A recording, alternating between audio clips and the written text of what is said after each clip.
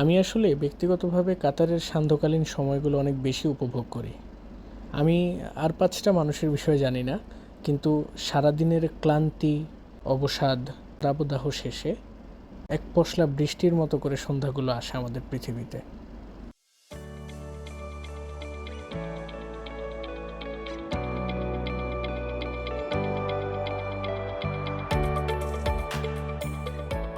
এখানকার এই রাস্তাটা দিয়ে যাওয়ার সময় একটা ঘর চোখে পড়ে।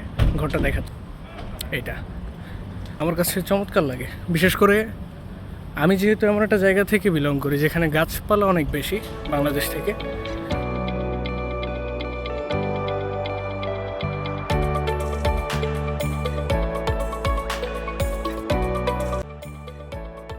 আমি ঠিক জানি না কেন কাতারের অন্যান্য যে দু একটা জায়গায় থাকার সৌভাগ্য হয়েছে, সেই হিসেবে আমার এই জায়গাটা যথেষ্ট ডিসেন্ট মনে হয়েছে এবং থাকার জন্য অনেক বেশি উপযোগী এবং একটা আলাদা ভালো লাগা কাজ করে।